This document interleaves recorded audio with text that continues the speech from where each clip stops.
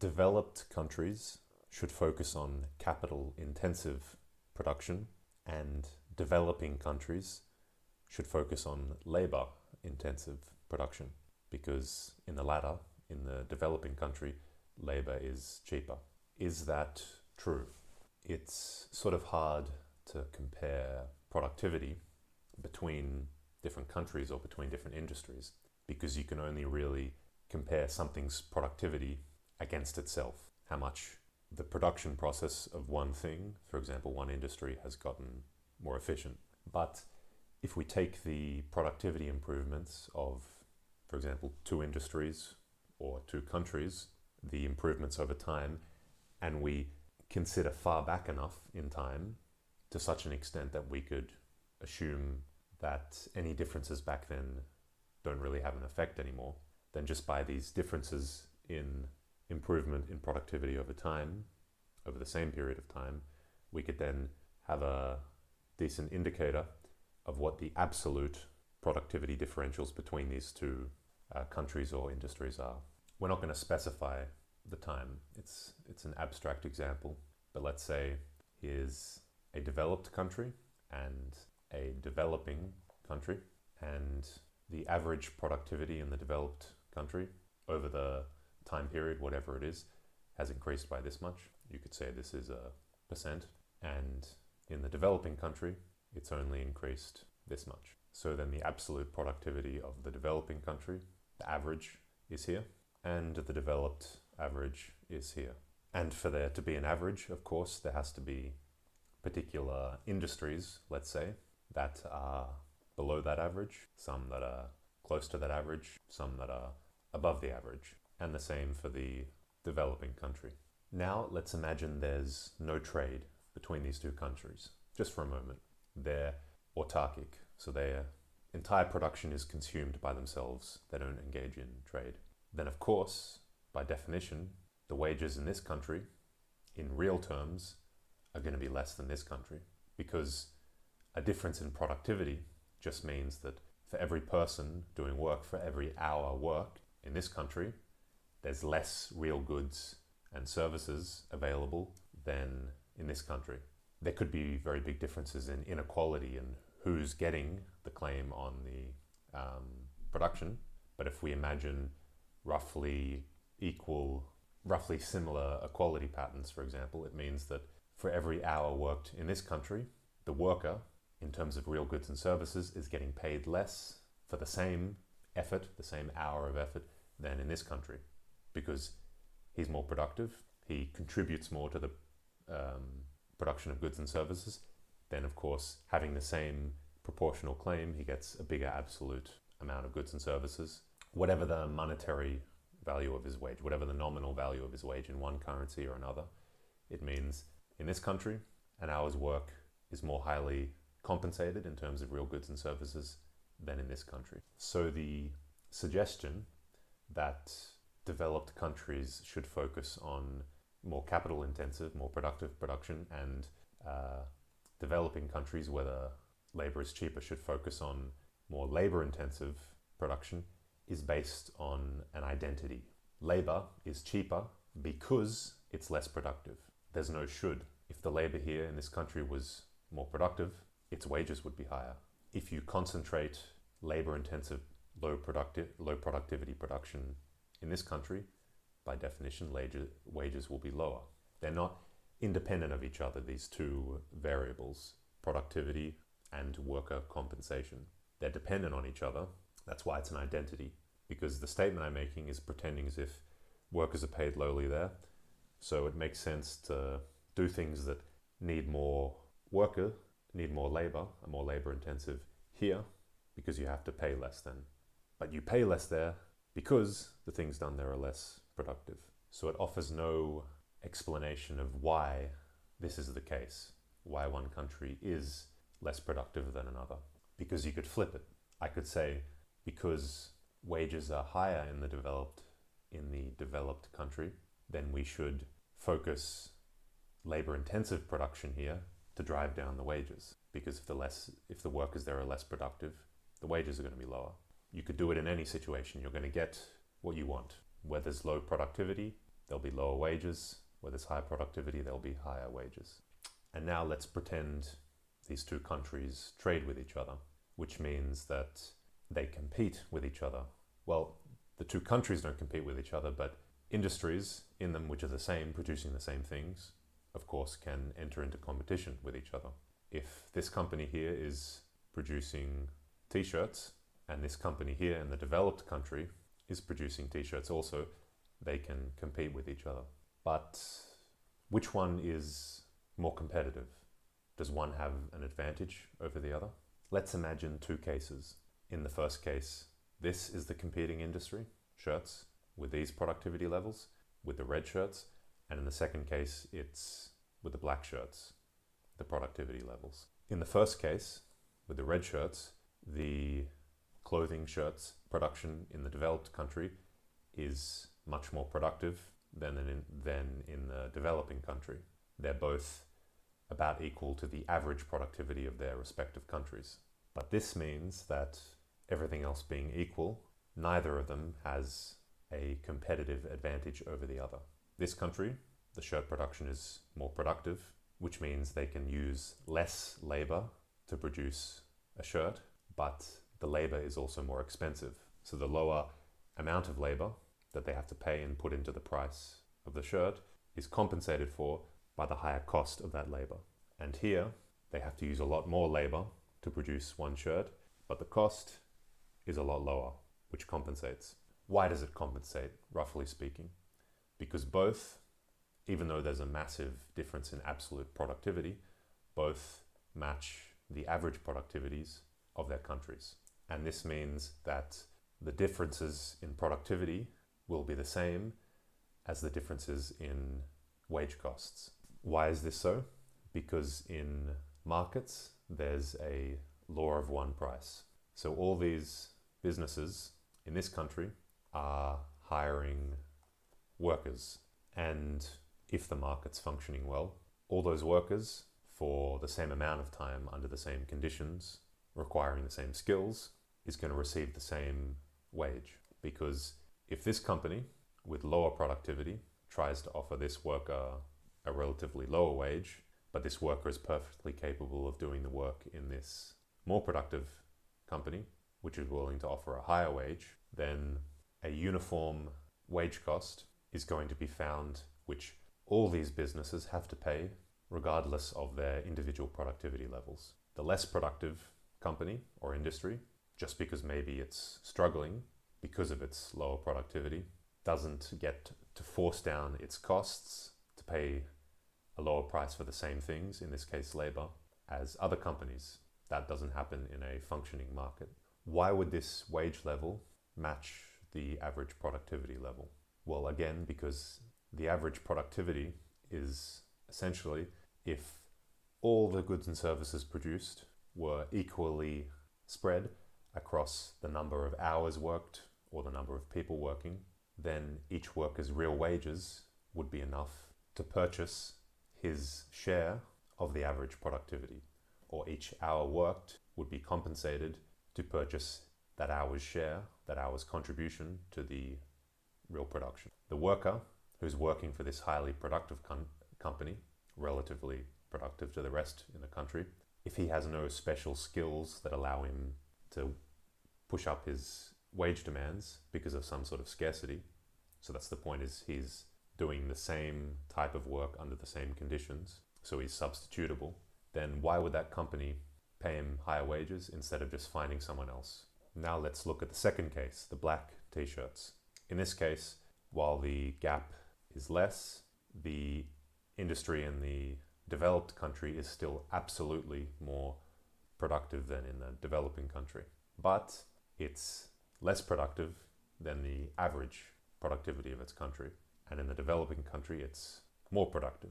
This means that, again, all things being equal, for example, there being no distortions with the exchange rate or with different inflation levels, which are just changes in nominal values which have nothing to do with productivity, then in this case, the shirt production in the developing country, even though it's less productive, is more competitive, so can sell its shirts at a lower price, even when converted into the currency of the developed country, than the prices of the shirts from the producer in the developed country.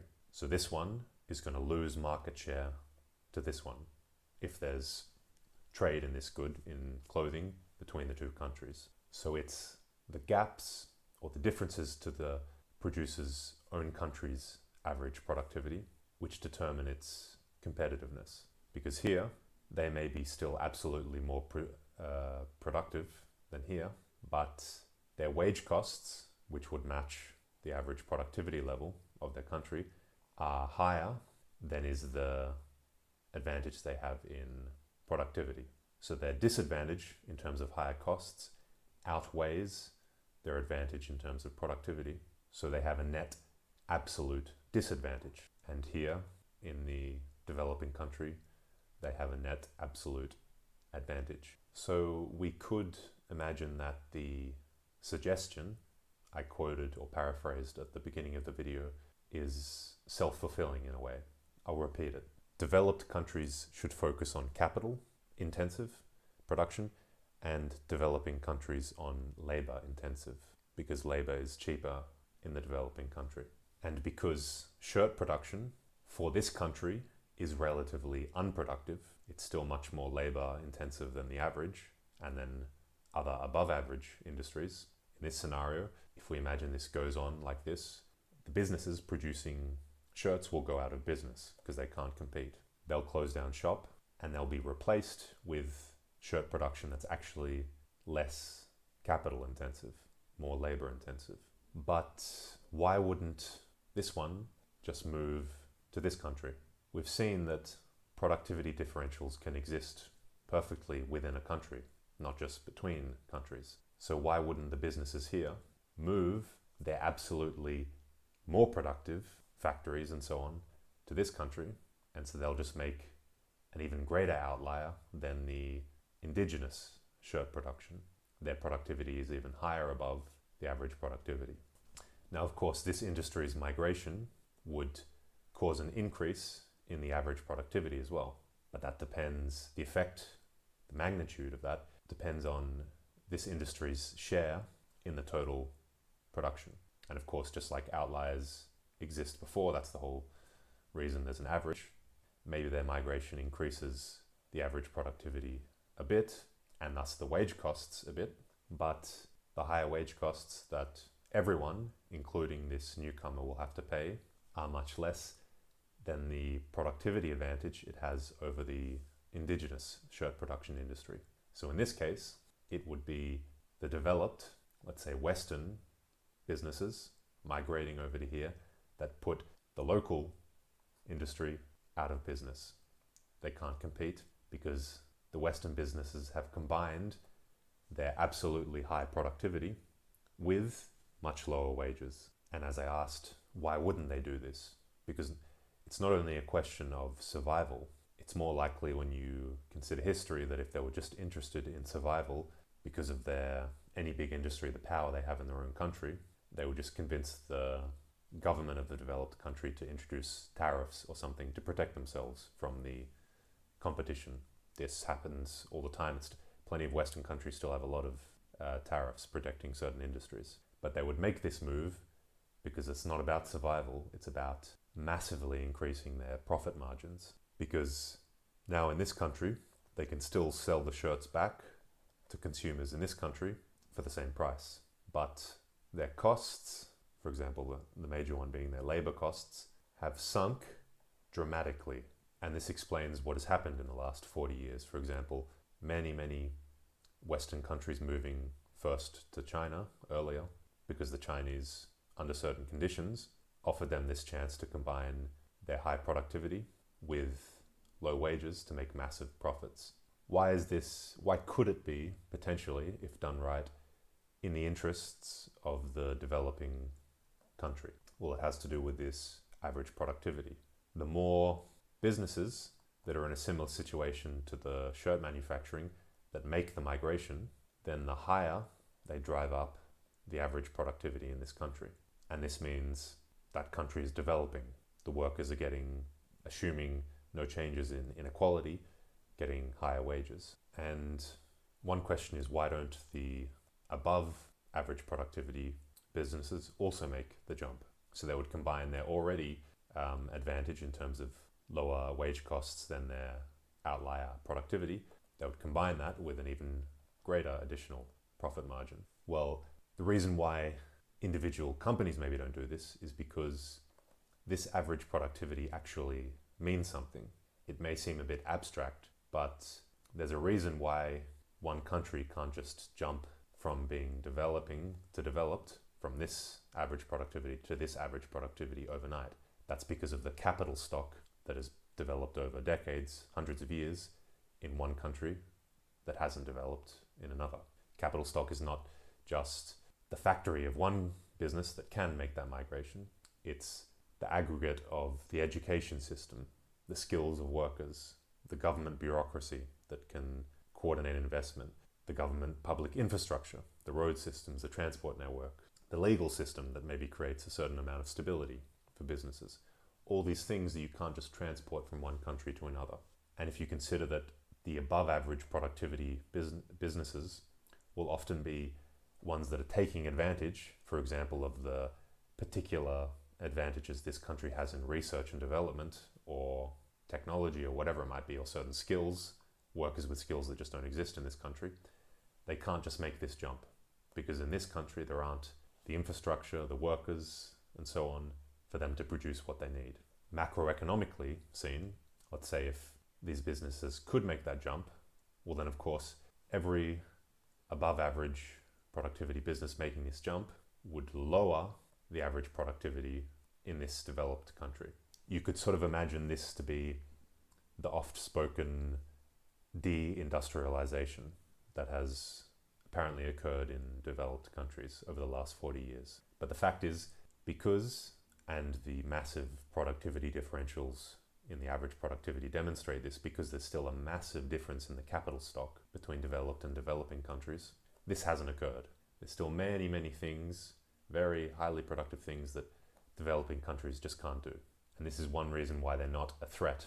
They're not going to outcompete developed countries. And of course, if they did, then these businesses would stop migrating because the very incentive they have to migrate, these higher profits, rest on them being able to sell their production back to the developed country where wages are higher, so they can keep charging those prices. But of course, the more they migrate, the less productive things are here, the lower the wages of the workers, the lower the prices, and the very incentive to go here diminishes, the large profit margins. So the deindustrialization, or let's say very bad economic performance of a lot of Western countries, isn't because of certain companies migrating overseas. It's because of the bad economic policies and a failed economic theory upon which those policies are based, which is often referred to sort of vaguely as neoliberalism, that has dominated in developed countries over the last 40 years. Our own economic policies are the problem. What is the bad economic policy? Well, the details are for another video. But we can ask the question why this creation of employment here in the developing country and the loss of it here in the developed country because of this migration of the firm is any different from the same thing happening within a country. Just as we've compared the same industry between two countries, we can obviously compare, if we take a single industry like the clothing industry, we can compare the performance of different companies within that industry. So businesses competing within the one country. And long before the so-called globalization, long before this apparent deindustrialization or the loss of employment in one country because of a business migrating to another country, the same thing was occurring between businesses within a country. One business that's more productive, if the other ones can't find a way to catch up, they go out of business. And the people, the workers, lose their jobs. And it's the prime question of anyone seeking a good economic policy. What are the conditions that mean these workers who lost their job find work somewhere else? And this happens because this business closure means a net increase in the productivity of the society. So this labor, the other way of looking at it is this labor has been freed up to do other things, to add a net gain to total production to total wealth. And so the question is, how do we have a good economic policy that means that actually occurs? That businesses can go out of business, that businesses compete between each other with the incentive of being more productive, but that doesn't mean people who want to work are forced out of work and can't find any. That there's other businesses, other business ideas that want to try and take advantage of those freed up resources, freed up labor hours.